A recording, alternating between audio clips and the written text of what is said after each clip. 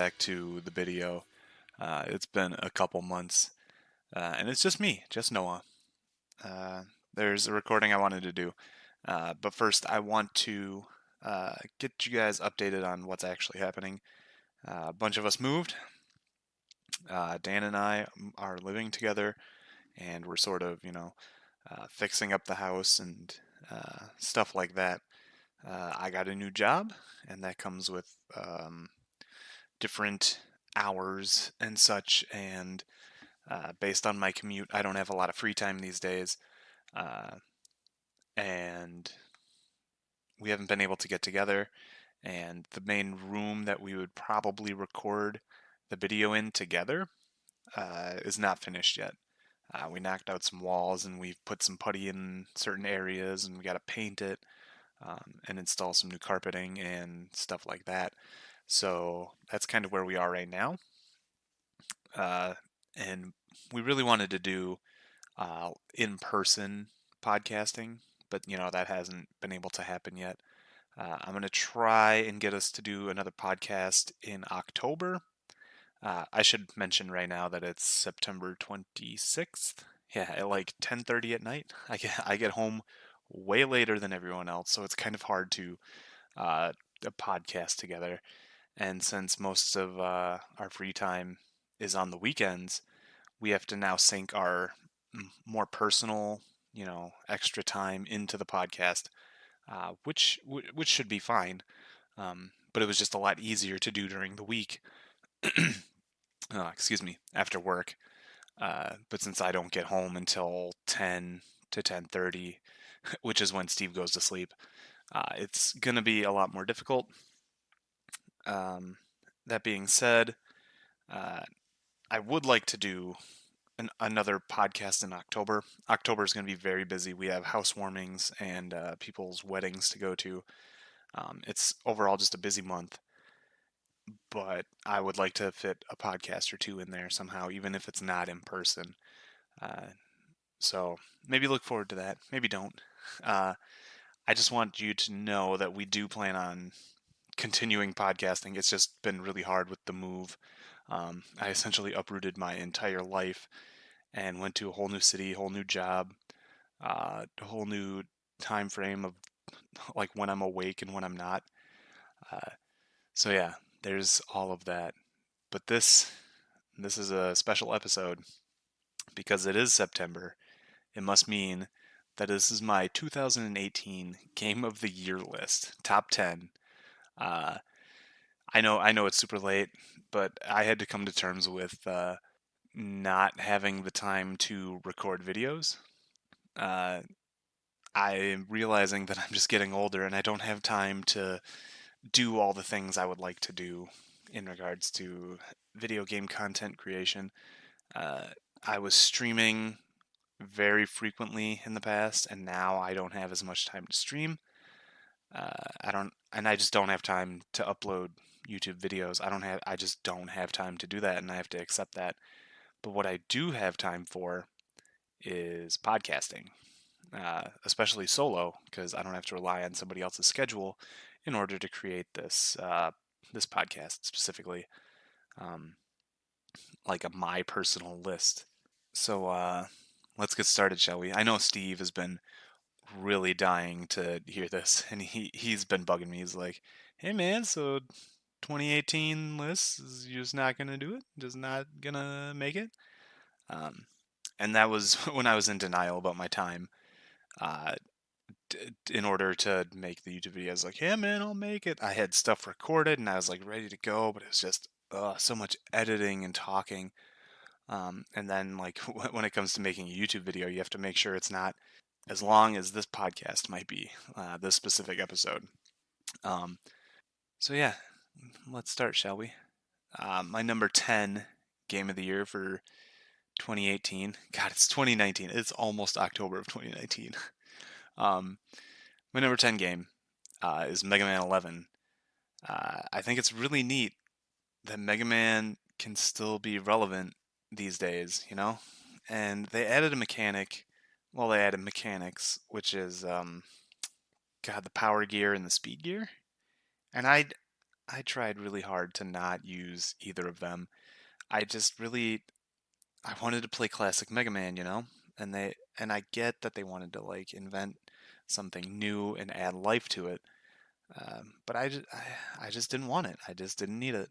So eventually you have to cave and use it sometimes, but I would rather not. I would rather just play a regular old Mega Man game.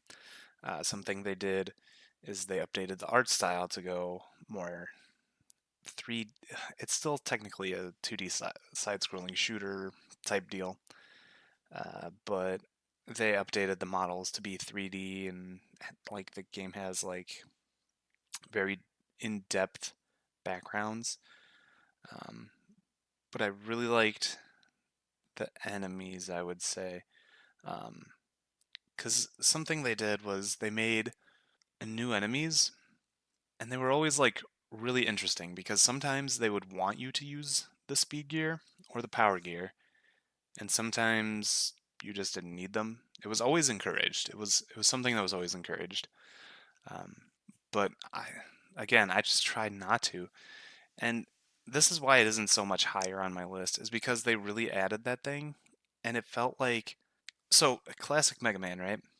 Known for being pretty difficult, but usually when you reach a spot, you suffer through it a little bit, and then you get it. Like um, the reappearing and disappearing blocks in that are famous in classic Mega Man games, like it sucks, but then you learn it and you get the pad and then it's over. Like you master it. Um, it felt like there were so many spots in Mega Man 11 where you could get good at it, but you would still die in like a cheap way. The one I'm thinking of is Torchman, where they have like the wall of fire coming from the left side of the screen and chasing you, and you pretty much have to use the speed gear in order to get through that like easily for a casual player. I'm sure speedrunners and stuff don't even use speed gear; they just go, and and it works out fine for them.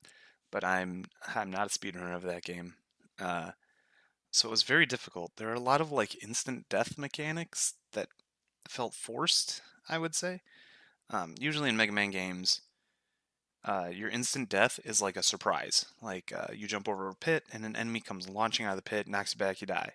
And then you're like, okay, I guess this section is just going to have enemies coming out of the pit. And then you fire as you jump or whatever, and you kill that enemy, and you just keep going. And you're like, yeah, they're not going to surprise me anymore. Um, but I felt like there was a lot of just cheap deaths in Mega Man 11 that I didn't care for. It's been a while since I played it, so I don't have any examples really, but it just felt kind of cheap. Like you don't have the time to react to certain things, or stuff is instant death. Um, and I don't know, that stuff kind of bugged me. But overall, like it was Mega Man, you know. This is the Blue Bomber, the character I grew up with, and I've played pretty much every game of him. Um, and it wasn't bad. It was still really good. Sorry, I am getting over something. Uh, yeah, man, like it's worth the money. They didn't charge $60. Like, I guess I'm gonna date myself here. Like Link's Awakening, uh, they charge like God, I don't remember. Was it like 30 or 40? And it was like a full-fledged game with like new interesting mechanics, moving forward to breathe life into a game that was from the 80s and 90s. Um, I didn't need that breath. I was still holding my own, and I could have lived without it. But it's cool that they're thinking of like people who aren't me, I guess. Uh, but yeah, that's my number 10 game. I know I sounded really negative on Mega Man 11, but it was a lot of fun. Like all the bosses were cool, and the weapons were fun, and it was overall a really good game. But when I think about Mega Man, I have high expectations for a lot of things, and like something new doesn't necessarily mean something good, but it does mean something different. Yeah, I'm gonna move on before I get too negative on that. Um, my number 9. is Onrush, weirdly enough. So it was like a PlayStation Plus free game, uh, 1 month, and I looked at it and was like, all right, whatever. And then I heard, I think it was the Bombcast, the Giant Bombcast, or the Giant Beastcast. They were talking about Onrush and how it's like a racing game, but not really a racing game. Like, so you want to stay in a pack of cars, and you wanted like, it's like a MOBA. It was, God, it's so hard to explain. You have boost, you have specials, and there are various modes in which you try to control a point. Like there's a point on the track that just moves, and you want to like stay in that point. You don't want to go too fast, and you don't want to go too slow. And you're fighting the other cars in that point by like crashing into them, or using your supers or whatever, and sabotaging them. Um, some of the cars' abilities like give boost to your teammates, I think, or like it's so weird because there's fodder cars that you just blow up by running into them, and that boosts your turbo and I think a little bit of your super. I don't remember how that works, but it's just like a racing combat car game. Like it was, it was so interesting. Steve and I played it for like a while, um, and it was free, and it was like it was so well done because there's also a story mode, but you really want to play against people. It's essentially a MOBA. You want to kill those cars to get the boost, and some of the modes are like you need to boost, like time spent boosting adds up to your total score. Um, and then other cars, uh, some cars are into boosting. Some cars are into doing tricks to gain boost. Well, I guess those are motorcycles, but some cars um, are meant for combat. Like if you launch off a ramp and you boost, you come slamming down, and you want to slam on certain cars. And one of the types of cars homes in on things below you, so it's easier to slam down on people and crush them. Um, so yeah, it was just a lot of fun to be had. Honestly, I can't really think of too many negatives about it, other than the fact that the studio was bought out, and Onrush will probably never have a sequel, and it's sad because that game was so good, and I feel bad for getting it on PlayStation Plus when I wanted to give them money. I wanted to give that studio money to play a game that's as good as that. Um, but yeah, that's my number nine. Um, so some of the games in here are maybe not like I haven't beaten them, but I can tell that they're good. And since it's been like what 9 months since 2018, I can tell you that they're good. Um, because they've caught on and they are really popularized now. And my number eight is Celeste, which is um, I'm not sure if it's actually indie. Is I don't know if the studio that made it is independent, but essentially it's a pixel graphics. I guess the word people call it is splatformer, but whatever. Um, it's a pixelated game where you play as a young lady trying to climb a mountain, and you get double jumps and dashes and those sorts of things. And you can climb walls, sort of. There's spikes everywhere. There's pits everywhere. Um, it it really is just like a Super Meat Boy type deal, where you're expected to die on a screen an X amount of times until you learn the proper mechanics and all that sort of jazz.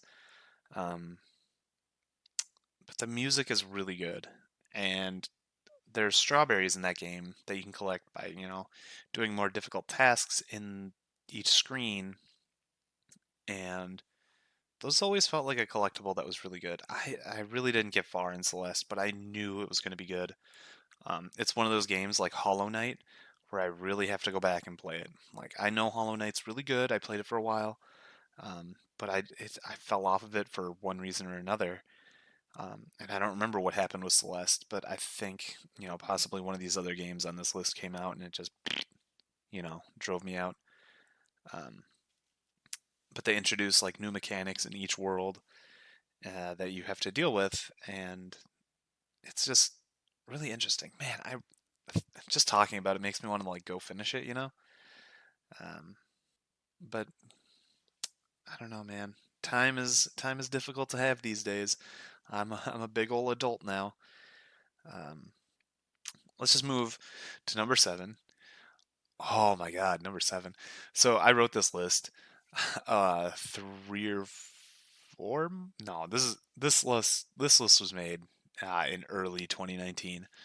Um, and number seven is God. I don't remember what it's called. It's called Marvel's Spider-Man, the game that came out on PS4.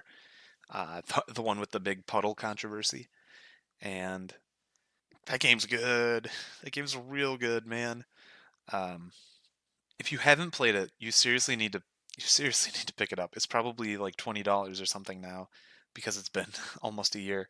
Uh, there's all sorts of gadgets and web slinging and just Spider-Man combos and just the way they handle things. It's just so good. the The most important part of that game is how good swinging around on the webs feels. It's it feels so good. It feels so fluid and it feels like free running.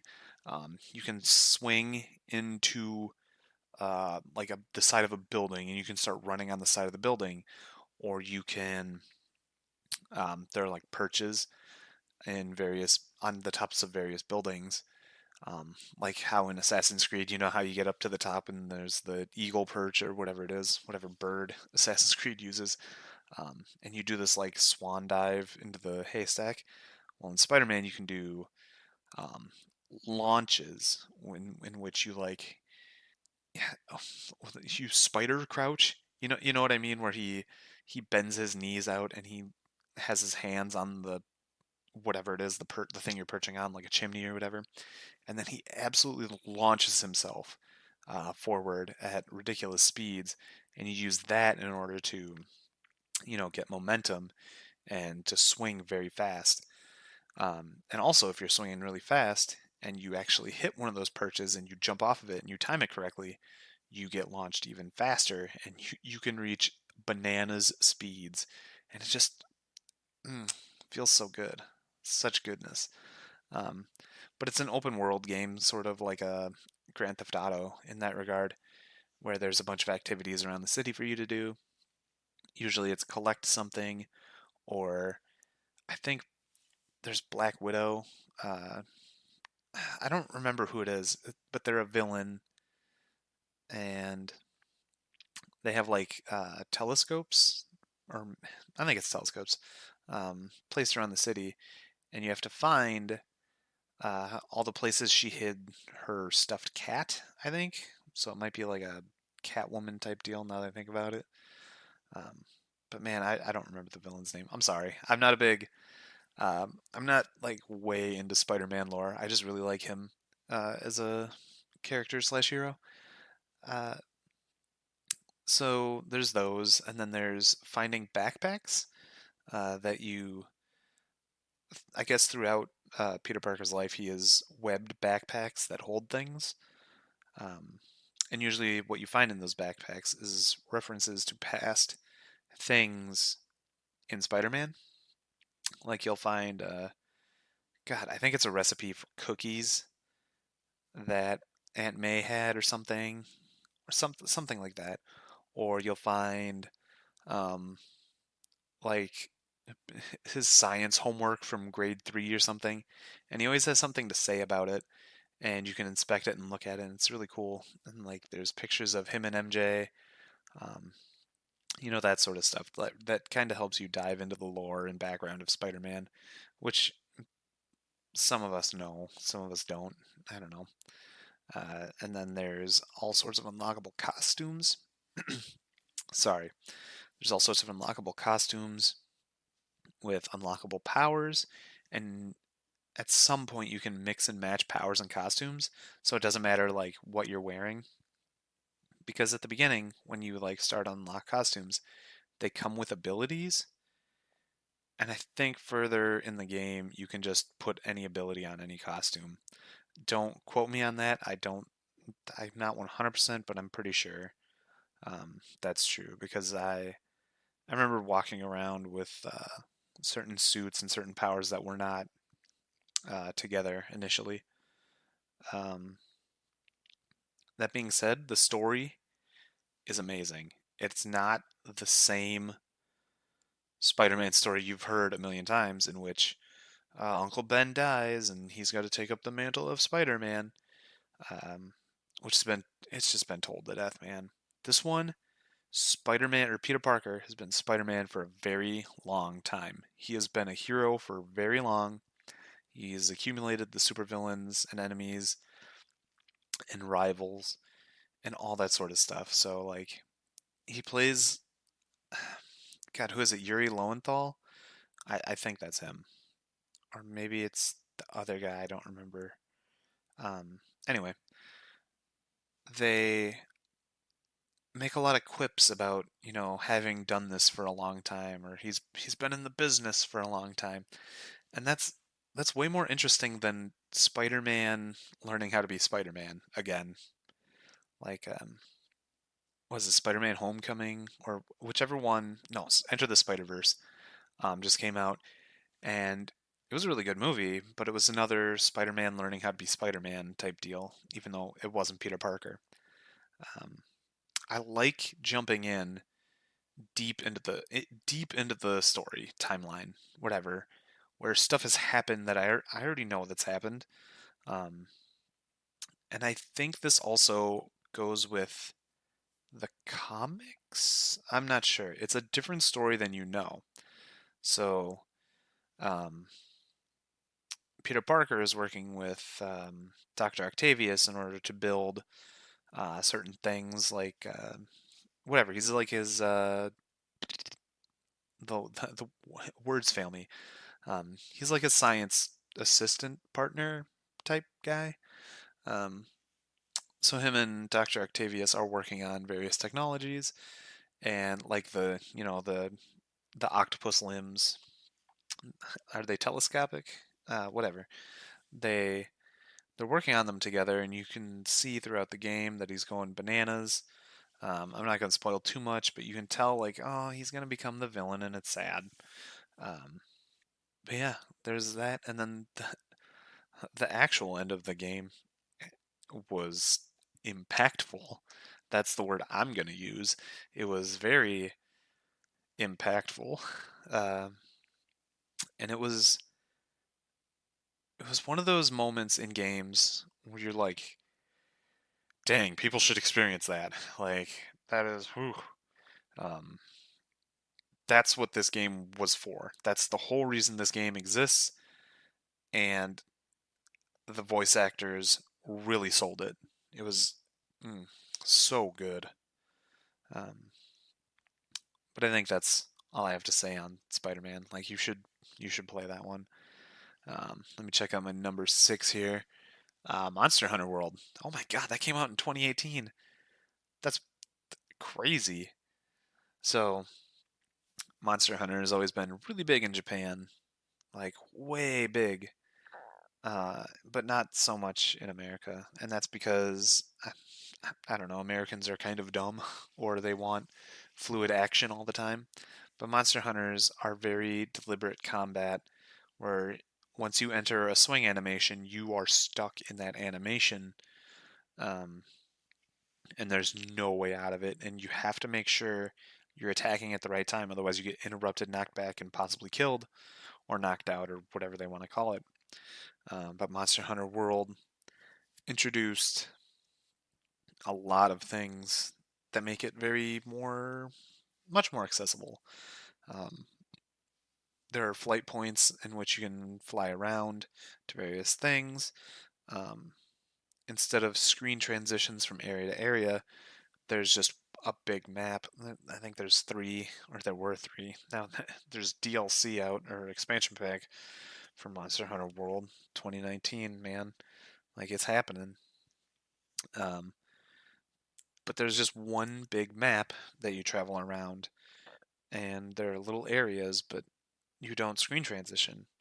Um, And instead of throwing a paintball and having it wear off, you just learn how to track the monster by, scraping secretions or whatever off bark, or examining footprints in the sand. And then eventually you'll be like, oh, I see where these monsters are, and I can track where they go. um, so those are just some of the things that made it so much easier. um, I think combat is also a little more forgiving, in which essentially you're still locked into some of your animations, but you can roll out much easier. The control of your character is much better. Uh, Stuff like that. It it really made it more accessible to people who weren't particularly big fans of Monster Hunter. I've sunk a couple hundred hours into it. There's so much I haven't even done, and they kept adding monsters. They kept adding quests. They kept adding different types of um, armor, jewels, trinkets, all the good stuff, different weapons. Um, like they just kept adding and adding and adding, so it always felt like there was something new. Even though I didn't feel entirely up to playing that game all the time, after a certain point, uh, they kept it alive until they had this new expansion pack, which apparently is great. Like I don't have the money for it right now, but apparently it's great. They, I don't know how to put it. They just like I guess saying it's more accessible is the best way to put it, right? It's easier to drop in and out of games. It's easier to match up with people. You don't really have to go into a lobby. There's giant public lobbies. Uh, there's just so much to do and see in that game that even if you played with nobody, you'd have a good time. Like there's a big story mode, and it's so good. It's not just like, oh, this big monster is causing a problem. It's like this big monster is, tearing ass through the map, and the other monsters are getting pissed. So you go there, and the monsters will be fighting or something, man, and it's happening, and you're essentially tracking down bigger monsters, um, that are going bananas, and you're trying to figure out what's wrong with this island, and all the monsters are just super agitated. It's not so much that you're going into their nests and hunting them. It's just like any monster could show up. It's a brand new world. I guess I should have mentioned that. Um, Anything can happen. Monsters, new monsters, old monsters, whatever. Um, anything can absolutely happen. Uh, and that's how I guess um, they can say like, oh, this monster's here because it's a new world. It's not the old world that you knew. This thing can thrive in these areas. Uh, but yeah, man, every weapon feels so good to play. Like eventually, I fell into Sword and Shield, but I liked Insect Glaive too, because that was just a lot of fun. I like mounting the monsters. That's really cool. Um, I liked the Hunting Horn because you can buff your allies while doing blunt damage. It was just a lot of fun to play with different weapons and hunt different monsters. It was just so good.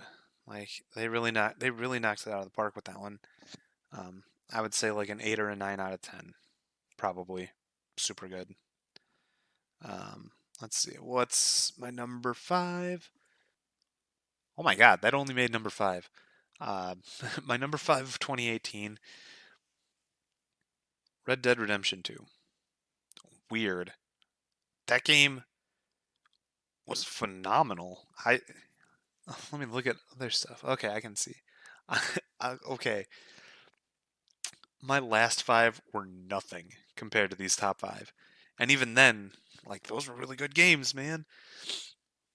So my top five is where it actually gets, like, serious. Like, these are the games you need to be playing. Um, Red Dead Redemption 2. I. It, it's a technological marvel, I would say. There are so many things happening in that game at any given time that feel like a natural world, right? Um, and it's not just like so much as things happen on a cycle. It's that you can experience like anything, anywhere. There's so many events and things in that game that don't feel like, oh, this is where I trigger the shootout event or whatever. It's like you're just riding along, and then suddenly you get jumped, and you have to defend yourself. And this can happen like anywhere. Um, like I really can't sell it enough. The fact that you can do anything like at any time, and just, nothing is closed off to you. I mean, there's some story stuff that unlocks different things, but you can totally go anywhere at the start of the game. You can just go to Saint Denis in the bottom right of the map, and you're in like the middle to top left, and you can just go there and do stuff. Um, I guess stuff unlocks there, and you can see more story. But essentially, you can just be a cowboy. You just as soon as the game, well, not as soon as the game starts, you have to go through this long tutorial. But as soon as you're done with that tutorial, you can just play however you want. You can just start doing or not bank robberies. You can just start doing murdering people. That's something that actually bugged me in that game was all the bank robberies were scripted, or I never figured out how to properly pull off a bank robbery by myself. Because you can walk in and you can point a gun at the bank teller, and he doesn't do anything. He just calls the police. You don't actually he doesn't you don't actually make him open the door and take money from the bank, and that bugged me. Um, because like that's what I wanted to do as a cowboy. I wanted to be a bad cowboy. I wanted to go out and mug people, which essentially in my playthrough I just turned good anyway. I started being a nice dude. But I treated like every event in that game not so much as how Arthur would do it, but as how I would do it if I had Arthur's abilities, I guess. Oh, sorry. I treated it more as an RPG, RP FPS. I don't know. I don't know how to say it. Um, but I would look at a situation, and instead of saying Arthur would do this, I would say, okay, uh, if I came across this in real life, how would I handle it given this situation? And I guess it says I'm kind of a good person for whatever that's worth. Um, I would choose to save people over kill people or over letting them die. Um, but everything felt so personal. Like every time you would see something, you would make the decisions. And that was like, that's where all my fun came from, was deciding whether to give a man who's been, bit by a snake, whether to suck out the poison or to give him an antidote or to straight up kill him. Um, Luckily, I always had an antidote. Um, Whether you want to or not trap, whether you want to save the person trapped in a basement of a store, or if you want to kill him, whether you want to let his captor go, or whether you want to kill his captor, you get to decide that based on anything. Like your own moral judgments carry weight. Like like that one that I just said about the guy trapped in the basement. He's only trapped there because he looks like this dude's son. I think I'm remembering the right event. Um, and the store owner just thinks he's his son, or he looks enough like his son to like. He really doesn't want to let him go because his son died, and he just reminds him so much of his son and makes him feel better. So it kind of feels sad to like shoot that guy, even though he, kidnapped a dude, right? That's that's pretty messed up. Um, but eventually you hear his story, and you're like, oh man, that really sucks, dude. You should. I'm not gonna kill you, but you totally can. You just aim your gun in his face, blam, kill that man. There's another one. I'm not gonna go too much into detail, but there's one where I think it's this down on his luck guy, and he's like, hey man, they destroyed my house and they took all my trinkets or whatever. They took these things that meant a lot to me. Um, can you go get them? So you go to his old abandoned house and you find all these things, and you learn that he was a slave trader. So eventually, like when you get back, you can choose to kill him or burn his stuff or, give it to him. Like it's every decision is based on your own personal morality, um, which affects the way Arthur talks to people and is talked to by others. Um, Everybody in the camp that you travel with, I liked for the most part.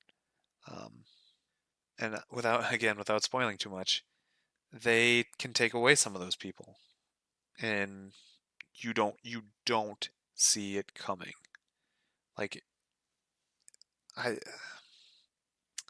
some of my favorite stuff in media is when people like directors, um, authors, game developers aren't afraid of killing off a character, and not just like a guy you see coming a mile away. You're like, oh, this is where this guy dies. Sometimes they just kill a character that you have been enjoying or means a lot to you, and Red Dead does that, man. Like they build relationships, and you build relationships with some of these people, and stuff happens. Like some people go missing or whatever. I don't want to spoil too much. Um, but dude, Red Dead Redemption 2, Steve, if you're listening to this, you should probably go play this one if you haven't already. This was such a big deal when it came out, and I know, like it was, and this is my number 5 game. Like holy crap. Um, moving on. I don't want this particular podcast episode to be too long. I do have sleep and work and such things. So my number 4 is another game I have not beaten. I did beat Red Dead 2 though, um, and this game I recommended to Steve. We put it on the list, and he has beaten it. Uh, the game is Crosscode. So this game is essentially, I don't know if you've heard me talk about it in earlier episodes or not. I don't remember if I really talked about it. Uh, it's like an action RPG, and the story is you're a girl with amnesia playing through this game to jog your memory of um, like what happened to you. You're in a hospital and you're trying to play this MMO in order to regain your memories because you played this MMO and other such nonsense. And throughout the story, as it unfolds, you learn big truths about yourself. You can't speak because um, your I don't remember if amnesia had done it or if your voice module is just broken or something like that. But eventually, the guy who's helping you go through this starts unlocking words and opening words for you to say, and your character starts saying broken sentences like her name and wait and yes and no and stuff like that. Um, but what's really cool about the game is like how it simulates an actual MMO. Like you can talk to different NPCs, and depending on who you talk to, they'll talk like a player or they'll talk like an NPC, and they'll be using words like oh, I got this loot, from killing the dragon over in the Star Shrine. And that's just MMO terms. Like, that guy must be a player, even though he's an NPC, because all this entire game is single player. Um, and like as you're traveling through the world, you'll see quote unquote players running around, running to get to different areas or whatever, or meeting up with each other outside of dungeons or what have you.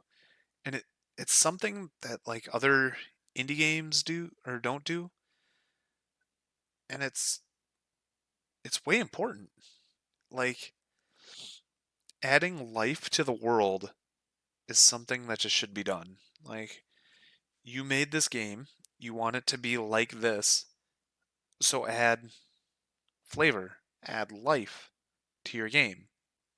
Uh, there's all sorts of monsters and like basic quests like collect 10 bunny ears or whatever. It's stuff like that. I this is a game I need to go back and play, but it's on the list and it's in like tier 4 or something. I still have to beat Fantasy Star 4. I'm so close. Um, but anyway, let's move on. I'm taking up a lot of time that I didn't want to take up. Um, top 3. These are my whew, whew, these are some top 3 games. So if you saw Steve's top 10 of 2018, you might expect these 3 to be in the top 3, but in certain order. And it was very hard to put these in order um, because they all meant a lot at the time for different reasons. My number 3 game of the year for 2018 that I'm telling you about in September of 2019 is Tetris Effect. So a new Tetris game came out, and the cool thing about it was in VR, and it was just so immersive. Like, oh my god. So like the music plays as you're playing Tetris, and when you move blocks, you get little chimes or um, noises that help. It just matches with the music, and so you feel like you're playing like this really cool. God, it's just I can't explain it. And I remember saying this earlier that I cannot explain how absolutely immersive it is and how like it's just fun to play Tetris in VR with dolphins swimming in the background. And like as you play, um, different things happen in the background. There's like the episode or not the episode, the level with the city and like the jazz is so good and the honking cars. Oh my god. Um, and as you do different stuff and clear a certain amount of lines, you reach like the level changes a little bit, like this it speeds up and the music changes to like match that. Hey, you've cleared 30 lines. Now it's going to get a little more busy. So then blocks start dropping and the beat picks up and you're just freaking out. And then you clear like 60 lines and it slows down. And it's like, hey man, it's time for a nice gentle part of this level. Um, so it slows down to like a speed of 3 instead of 7 or whatever it is, right? Um, and it all feels really smooth, and all the level transitions feel good. And I I really cannot. You have to play it like you have to play it in VR to get the full experience. I'd never played it outside of VR. Like I assume it's a good Tetris game. Um, but man, just looking around and seeing the blocks and like the backgrounds and like having your earphones in, it's such an like experience. Um, I'm not a big Tetris guy. I've never been a big Tetris guy. Like I played it, yeah, whatever. I get it, blocks, puzzle, fun.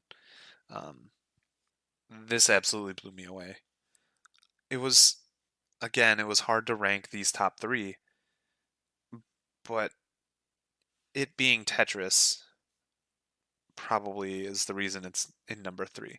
Like the game is so good, but it also is just Tetris. And I I guess I don't have any more to say on that. Like if you haven't played it in VR, pick it up in VR because it's so good. Like, even while recording this, I'm thinking about my VR headset's right over there. Maybe I should be picking it up and playing it. Um, but yeah, Tetris Effect is number three. Oh, I'm so sorry. Um, so you can probably guess what my number one is based on my number two. And my number two is another VR game, PSVR to be specific. And that was, ooh, my opinion has changed now. Um, my number two was Beat Saber. Uh, Probably one of the better rhythm games I've ever played, ever. It feels really good to play. Slicing notes in VR feels good to play. The song list was pretty good. Like the reason it's not number one, I think, and looking back on it, even it should have maybe been number three. The song list was really lacking for the PSVR launch, um, but at the time, it was enough, right? It was enough for a very long time, and the issue only arose like after a certain amount of time because like there's 15 songs and I'm just having a lot of fun and I'm getting better. Um, and then months go by and that 15 songs, like you need some more songs, man. Like you can't just play the same 15 songs. Um, but it was really good. Like at the time I made this list, it was so good. Like I, I'm not a big rhythm game guy. I don't really do rhythm or puzzle games, I guess, is what I'm saying here. But um, it feels good, and you probably look very stupid when you're slashing these blocks. It feels so good because everything, your body moves in such a fluid motion, and everything feels like it leads to the next note, like where you'll slash to the right with your right arm, and then there'll be a block above you which you need to slash up. So it always feels really good. Um, and it's hard to make this call now that, I've had time to actually play it a lot more and DLC has come out. Um, Dude, Imagine Dragons DLC, not great. I never really heard a lot of Imagine Dragons, but I can tell you that, man, not for me. Not for me at all. Uh, anyway, this is my 2018 Game of the Year, number two. Uh, it was putting on that headset and slashing with the sabers was so good. Steve and I would compete for high scores and leaderboard stuff, and we'd try. I hit the top 10 a couple of times, and Steve would hit the top 10 sometimes, and it was a lot of fun. I don't know what happened. Like, did they just not put out enough um, content afterwards? Because he and I both fell off that game. Like, I was into it when it came out. Like, I was all about that game every night. I'd play for a few hours and I'd just be super sore the next day. I'd play for like an hour and then I'd be like, oh, I need a drink of water because you just play and you swing and there's just so much going on um, that you just tire you tire yourself out, man. It's a physical game. It is very physical. Um, my voice is starting to get kind of raspy. I've been kind of talking and stuff a lot all day. Uh, but yeah, Beat Saber number two. It stays there. Um, if I were to rank it now, based on what it has become, I'd probably drop it back to number three, and Tetris Effect would jump up to number two. Because Tetris Effect is still really good, and they still do plenty of stuff. But Beat Saber has come out with some stuff I've not liked, and it's essentially the direction the game has taken isn't the best, especially since it's been about a year since the game came out, and they don't have a lot of DLCs that are out. They did the paid DLC of Monster Cat Label, which was pretty good. Not the biggest best stuff, but I liked it. And then they had the Imagine Dragons one, which should have gotten them a lot of money because Imagine Dragons is super popular. I don't know why, but it's super popular. Um, and there's been nothing since, really, not for the paid DLCs, and that's what I want. I want big packs of songs because the game doesn't have a huge song library. It's it's getting better, but it really needs more songs. Um, anyway, this is not like a Beat Saber hate section. Uh, I just wanted to state my disappointment in where they're going. But the game at the time that I made this list, real good, like a grand old time. Uh, so my number one, and it should surprise nobody, but it was Dragon Quest XI for the PlayStation 4. Not to be confused with Dragon Quest XI that's coming out on the Switch probably in like a week, or maybe came out. Um, it's a traditional JRPG, turn-based. So good. Uh, it takes like man, you can make the next Dragon Quest can just be any Dragon Quest, and as long as they keep the stair noises and the level up fanfare and like the good music, it doesn't matter. Like you could just keep feeding me Dragon Quests, and they don't have to be. The, I feel like Dragon Quests are a lot like Madden games, where they just make the same game but kind of tweak it. Um, but they keep most of the stuff in there, you know. Uh, it was a beautiful game. It had a lot of comedy. I spent an entire like the best part about that game was it came out a day before I had a week long vacation.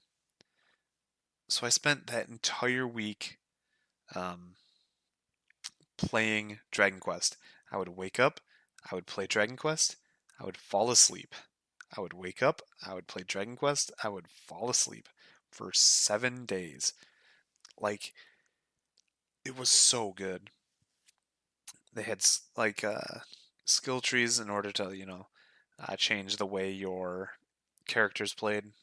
Like I spec'd my hero into like dual wielding. I spec'd Eric, one of the characters you get. Like he can do daggers or I think swords or boomerangs. I went with boomerangs. Anytime you can you can spec into boomerangs, I do. It's just such an interesting weapon, and even though there are not a lot of boomerangs out there, you go through like maybe five or six. It's an interesting weapon. Um, Another thing about that game that was really weird, now that I mention it, uh, the characters, all of them were likable. I liked every single character. Like some weren't amazing, but I liked all of them, and it was hard to not put everybody in my party. Um, God, was there 8 or 9? God, it was so many, and like they're so good. It's usually in games like lengthy RPG games like that. Um, you kind of know what your party is. You're like, I like this person, I like this person, I like this person, and the rest of them mean nothing. But in this one, I liked every character. It was so weird. And like there was, I think, 2.5 healers. It's hard to put a number on that.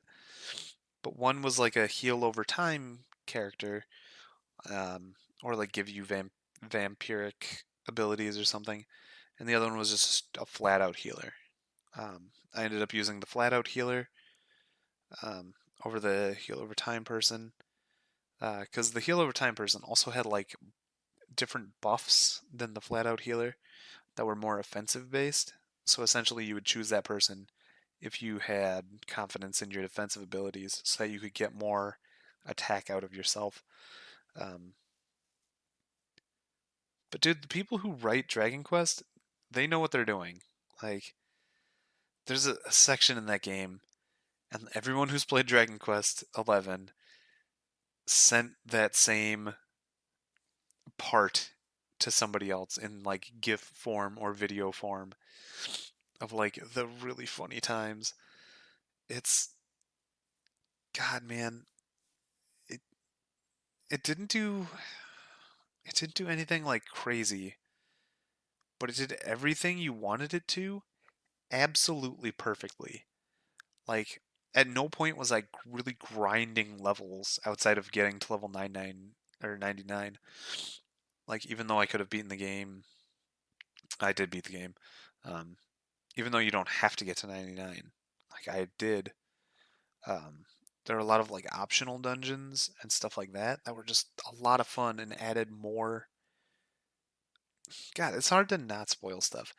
It added more lore, backstory, and flavor to the game that you already knew. Like you knew this stuff, but now you know more about it. Um, yeah, there's just one part I'm thinking of that I can't spoil. I can't spoil it. Um, but dude, it's my number one game of 2018. And thinking about it right now, if I went back and played it again, maybe for the Switch, I wonder if it would still make like my top three. Like it was seriously like the perfect RPG that came out um, in modern times. Like people talked about Xenoblade Chronicles being like such a well-oiled, fine-tuned RPG for its time. I feel the same about Dragon Quest XI. Um, all of the art was absolutely stunning. Um, all the systems in the game were really good. Outside of maybe the tension system, which was, I think you had a random chance every turn of becoming more tense or something like that. Um, it wasn't great. I would rather use my turns up in order to use like a really big tension hit. Um, I don't remember if they remedied that through an item or something. But tension wasn't the best. Um, that might that might be my only critique or negative critique about that game.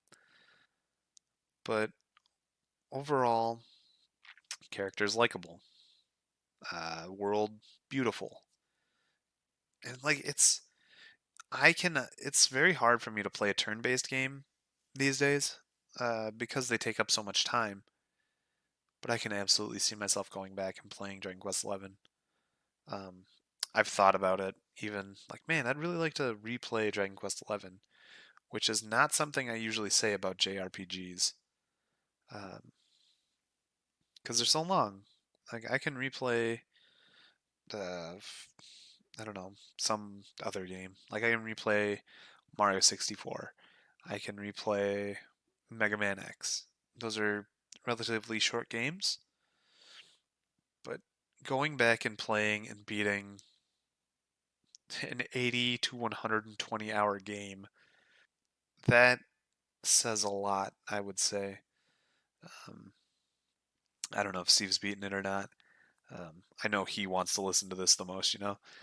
Um, but yeah, game of the year for sure. Dragon Quest XI. I think Steve put it somewhere in his list of top 10. But I definitely knew it was going to make my top three at least. Um, but yeah, there you have it. My top 10 games of 2018. And you get to learn about it in the fall of 2019. I think it'd be really funny to do it at about the same time next year for the games of 2019. Um, but that's it, man. Like, leave a comment. Tell me what you think. I it was hard to talk about this so long after the fact. I really should have done it earlier, but man, you get old and you get busy, and life just it doesn't stop. You're always doing something. Um, we have plans on doing like a co-op Man of Medan uh, playthrough. I have weddings, housewarmings, well, my own housewarming. Um, I have parties. I have Extra Life streams. Let's just do a quick recap of some of this year. I moved. I got a new job. I got new hours. I take public transit. I have commutes that are longer than 10 minutes now. There goes some of my time. I have I live near my friends, which means I now have obligations to spend time with them. It's just there's so much going on. Like I went to Midwest Speed Fest. I helped raise money for able gamers. I did I did a speed run, man. It went really well. Steve was there too. I'm not sure if Dan. I don't think Dan watched. Um, but yeah, it's just been a busy year, and I do not plan. I specifically, at least, do not plan on stopping the video, but it's definitely like on a hiatus or like a break until we can actually solve all the um, mostly space issues here. Like we can definitely do a recording in Discord or something, like we use. Um, but I would really like to do it in person, and we have to get the basement all fixed up, I think, for that at least. And then another thing that we're having issues with is when do we do it? Like, Steve is busy every weekend. I am busy every weekend. Dan is busy pretty much every weekend. I don't know anything about Nick. Nick might be busy every weekend. Like, October for me is in terms of weddings. I work Monday through Friday now. Um, yeah, in terms of weekends, wedding, first weekend of October. Also painting the basement, second weekend of October. Getting ready for the Extra Life stream, setting that up, and going to a Halloween party. The third weekend in October isn't gone yet. This might be the weekend we uh, do a podcast. The last weekend of October is housewarming party. Um, the first weekend of November is the Extra Life stream and another Halloween party. Like, I never went to anything when I lived where I did, and now I do everything all the time, forever. How do you find a time for a podcast? Like, those are the hard hitting questions. Um, but overall, like, yes, I do not plan on stopping the video, even if other people do stop. It is just hard to like schedule it now. Now that we can't just do it after work because I work late. Um, it is going to be like a thing we have to set up on the weekends, and that's kind of tough, especially since weekends are like our big free time areas. Um, yes, I don't plan on stopping the video. It's just hard to fit it in right now. Even if I have to record more solo sessions or something, I will be doing more video. It's hard to talk for like an hour by yourself, but I I've already put in the wheels are turning towards us recording the video again. I mostly wanted to do this, well, for a few reasons. I wanted to, chime in, let you guys know that we're going to be continuing the video. We're not actually done. We are just swamped with things right now. Number two is I had to get my 2018 Game of the Year out and prove to Steve that it was actually going to be done. Uh, and number three, add content. Like, it's been a long time. How about a video, Um, but yeah, thank you everybody so much for listening. You should all play Sayonara Wild Hearts. That game, whew, it might make some lists this year.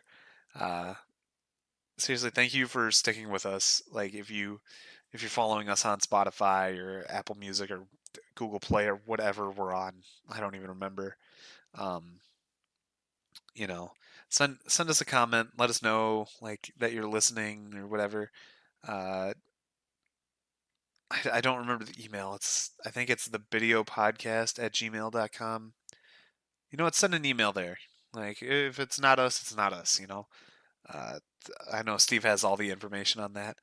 Let us know like what you think, what you want from us, like anything, any sort of listener interactivity is cool with us. I have the interview with Nick and Dan. It's on my computer. There's some audio issues with Nick, so I'm gonna have to like really edit those before I can, put them out. Um, but yeah, thank you. Seriously, uh, the this podcast is a lot of fun to do, and anyone who listens and enjoys it, you know, that's super cool.